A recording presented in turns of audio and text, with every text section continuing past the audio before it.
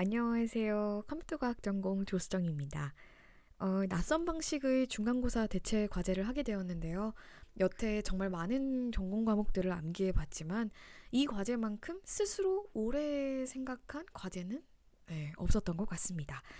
물론 과제 형식 때문일 수도 있지만 지금 iOS 개발자로 인턴 생활을 하고 있는 제 삶과 직결되어 있다고 느끼기 때문인 것 같기도 합니다.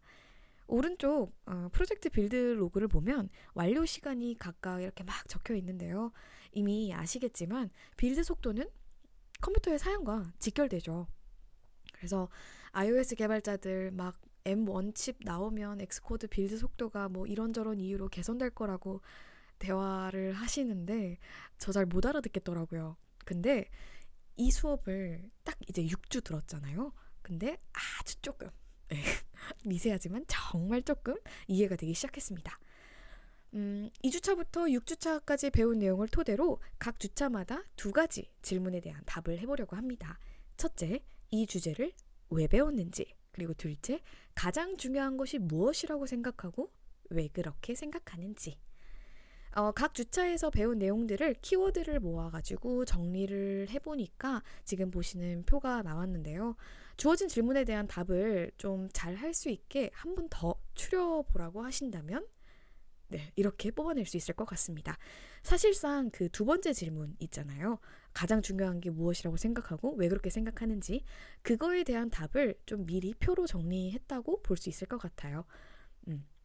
그래서 그러면 주차마다 왜 이렇게 생각을 했는지 구체적으로 살펴보도록 하겠습니다. 바텀업 방식으로 가보려고 해요. 그래서 가장 기초가 되는 내용이라고 생각하고 있는 4주차를 먼저 이렇게 가져와 봤습니다. 4주차에서는 시대별 디지털 서킷의 펀더멘털 베이시스랑 디지털 서킷 디자인의 기본이 되는 불리언 알제브라에 대해서 배웠는데요. 6주차까지 진행된 수업 역시 거의 바텀업 밑에서부터 이제 빌드업되는 방식으로 진행이 되었었잖아요. 이 그림에서 미처 표현되지 못한 더 기본적인 내용이 4주차에서 다룬 내용이라고 생각합니다. 불대수의 개념이 어떻게 컴퓨팅에 사용이 되었는지, 그리고 불리언 로직 게이트가 물리적으로 무엇으로 만들어졌는지에 대해서 배운 주차죠. 그래서 회로의 기반이 되는 불리언 로직 게이트들의 실제 등장 배경, 그리고 구성 요소들은 무엇인지 이런 게 무엇보다 이제 기초적인 내용이기 때문에 해당 주차 4주차의 하나의 토픽으로 배운 것이 아닌가라고 생각합니다. 이렇게 4주차에서 가장 중요했던 개념은 CMOS라고 생각합니다. 물론 앞전에 말했듯이 불리언 로직 게이트들이 뭐 NMOS와 PMOS로 만들어졌기 때문이기도 하지만 CMOS의 등장으로 IC의 모스 트랜지스터들을 이제 막 수십억 개씩 집적할 수 있게 되었기 때문입니다. 6주차에서도 언급되는 개념 중에 이제 게이트 어레이 방식으로 IC 칩을 만들면 그 쓰지 않는 게이트도 스태틱 파워 컨섬션이 일어난다라고 하는데 CMOS가 로우 스태틱 파워 컨섬션이라는 특징을 가지고도 있고 그리고 열 배출 잉여 열 배출도 적게 하기 때문에 VLSI 칩에 가장 커먼하게 쓰고 있는 것입니다. 가장 바텀 베이시스에 있는 CMOS지만 정말 가장 탑에 있는 그 프로세서들에게 변화를 주도하기 때문에 가장 중요하다고 뽑아봤습니다. 이제 처음으로 두 번째 주차로 가보겠습니다. 두 번째 주차에서는 다양한 스토리지들과 그 스토리지들의 변천사들에 대해서 다뤘던 걸로 기억합니다. 원비트를 저장할 수 있는 저장 장치들을 소개하면서 뭐 레치가 어떻게 플립플랍이 되었는지 그리고 그 과정 그 중간에 클락이라는 개념이 들어오면서 레벨 센시티브한 레치들을 살펴봤고 플립플랍을 레치와 클락의 개념을 통해 설명을 할 수가 있게 되었습니다. 이를 확장해서 여러 비트를 저장할 수 있는 레지스터의 개념까지 뻗을 수 있게 되었는데요. 이 전반적인 흐름에 대한 이해가 중요하다고 생각하는 이유는 두 가지가 있습니다. 먼저 오늘날 디지털 시스템의 근간이 되는 thinking, 동기화에 대해 이해를 하는 과정임과 동시에 두 번째로 디플립플랍 덕분에 클락의 속도에 영향을 전혀 받지 않으면서도 더 accurate, 더 정교한 기능을 잘 수행하는 저장 장치 그리고 연산 장치를 만들 수 있는 계기가 되었기 때문입니다. 사실 2주차에 언급된 개념들이 모두 중요해 보여서 고르는데 조금 힘들었습니다. 전 2주차에서 가장 중요한 개념은 몇 가지 이유로 클락이라고 생각합니다. 먼저 2주차에서 언급된 회로의 단점을 보완해준 게 클락입니다. SRH에서 발생한 문제를 해결하기, 비동기 그런 문제를 해결하기 위해서 클락을 통해 S와 R에 실리는 값을 컨트롤할 수 있게 되면서 이제 이게 레벨 센시티브 SRH가 되었죠.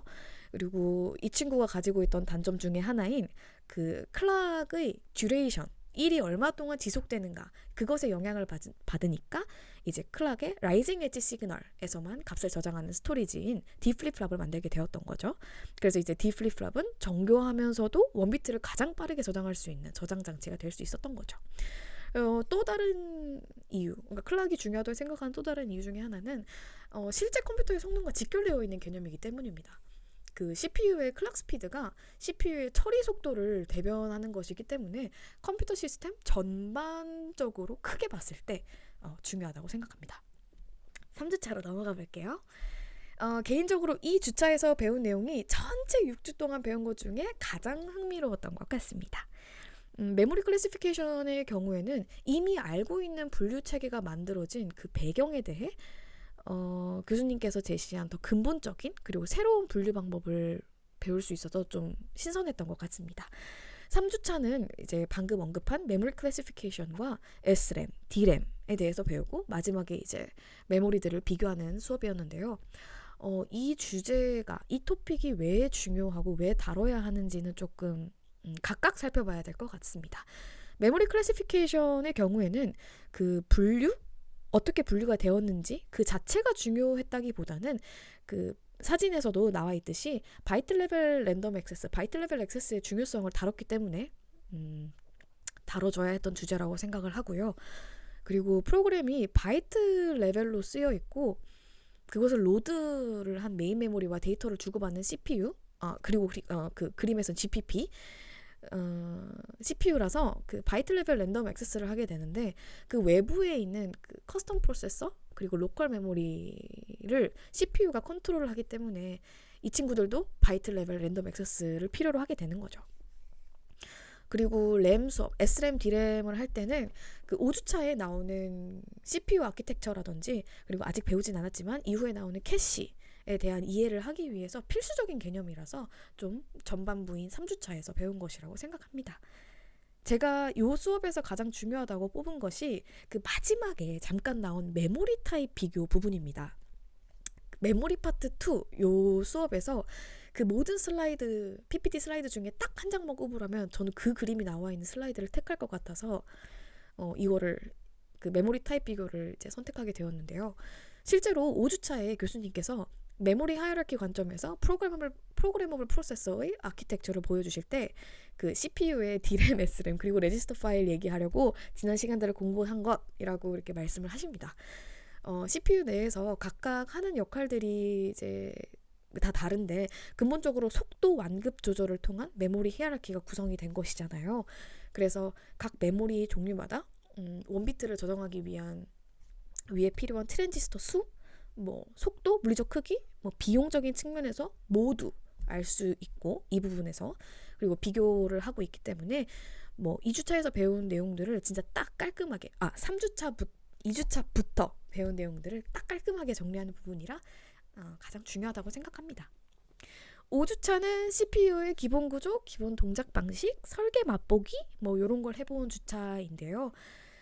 솔직히 이 주제는 모던 컴퓨터 아키텍처를 다루는 수업에서 다루지 않으면 이상할 정도라 대답을 하기가 좀 어려운 것 같습니다. CPU는 컴퓨터의 심장이죠. 핵심 부분이고 프로그램이 읽히고 처리가 되는 부분이라서 당연히 빼놓고 얘기할 수 없는 부분이라 당연히 배워야 하는 토픽이라고 생각합니다. 또한 그 커스텀 프로세서 그리고 프로그래머 프로세서의 성능을 그 교수님께서 뒷부분에서 실제로 비교를 해주시는데 이 둘의 차이를 그 성능적 관점, 전력 소모 관점에서 비교를 해보면서 실제로 각각이 어떤 목적으로 왜 쓰이는지 알 수 있기 때문에 5주차에서 이런 주제들로 수업을 했다고 생각합니다. 5주차도 정말 중요한 포인트가 다 이게 쟁쟁한 후보들이 있었다고 생각합니다. 그 중에 제가 뽑은 것은 기본 데이터 패스, 오퍼레이션입니다. 이 부분이 가장 중요한 이유는 이 개념 하나를 알기 위해서 데이터 패스적 관점에서 프로그래머블 프로세서를 이해할 수 있어야 되고 컨트롤 유닛과의 연관성을 알아야 그 패치, 디코드, 엑세큐트가 일어나는 그 방식을 알 수 있기 때문입니다. 그리고 데이터 패스 오퍼레이션 얘를 이해를 하고 나면 그 레지스터 파일 존재의 필요성까지 알 수 있으니 되게 necessary한 부분이라고 생각합니다. 자, 마지막 6주차. 사견이지만 6주차 수업은 여태 해온 주제들과 조금 동떨어져 있다고 느꼈습니다. 개인적으로. 실제로 수업 초반에 교수님께서 이후에 다룰 캐시 메모리, GPU, 하드웨어 액셀러레이터를 이해하는 데 바탕이 된다고 하셨고 수업 내용도 좀 성능적인 이야기를 많이 다뤄서 그렇게 느낀 것 같습니다. 그래서 이 수업을 다뤄야 하는 이유를 교수님께서 직접 말씀을 해주신 것 같은데요. 아직 나오지 않은 이후에 배울 캐시 메모리, GPU 등을 이해하는 데 바탕이 되기 때문에 이 토픽을 배웠다고 생각합니다. 그리고 추가적으로 그리고 개인적으로 마지막 6주차 수업을 하면서 약간 파운드리 시장에 대해 포괄적으로나마 이해를 할 수 있는 기반이 된 것 같습니다. 살면서 공정 과정을 눈으로 볼 일은 없겠지만 뉴스에서 너무나도 자주 들린 패브라든지 파운드리라든지 모스펫이라든지 이런 것들에 대한 이해로 조금이라도 우리나라 경제의 한 축인 그런 산업을 이해하는 게 중요하기 때문에 배운 것 같기도 합니다. 그래서 여담인데 삼전 그리고 TSMC 그리고 인텔의 주주로서 매우 뿌듯한 수업이었다. 삼전 화이팅. 이번 6주차 마지막 주차에서 VLSI를 뽑을까 FPGA를 뽑을까 좀 고민을 좀 많이 했습니다. 실제 수업 시간 그리고 슬라이드 숫자를 세려도 FPGA가 훨씬 더 많긴 한데 저는 우리 생활에 더 밀접하게 연관된 게 VLSI라고 생각해서 이번 6주차에 배운 내용 중에 가장 중요하다고 생각하는데요. 4주차에서 모스 트랜지스터를 하나의 칩에 몇백만 개를 집적시킨 게 VLSI라는 점에서 또 이전 수업과의 연관성도 있기 때문에 좀 그런 흐름에서 중요하다고 생각합니다. 제가 좀 전에 우리 생활에 더 밀접하다라고 말을 했는데요. PC, 워크스테이션에 들어가 있는 마이크로 프로세서, 그래픽카드에 있는 칩, 핸드폰에 있는 칩 이런 것들이 다 VLSI가 쓰이고 있기 때문에 그만큼 중요하다고 생각합니다. 네. 그렇다면 전 기존에 이해하지 못한 M1의 무엇을 더 이해하게 되었을까요? 짧게 나열만 해볼게요. M1에 160억 개의 트랜지스터가 집적되어 있다. 이런 게 어떤 의미인지를 알게 되었고요. M1 칩과 전력 효율 그리고 배터리 사용 시간 간의 관계 그게 왜 그러니까 전력 효율과 배터리 사용 시간이 왜 칩과 연관이 되어 있는지 또 알게 되었고요. 저기 적혀있는 5나노미터 공정이 어떤 것을 뜻하는지 요 정도 새롭게 알게 되었습니다. 이해할 수 있게 되었습니다. 그래서 앞으로의 수업을 통해 더 많은 것을 이해할 수 있었으면 좋겠습니다. 감사합니다.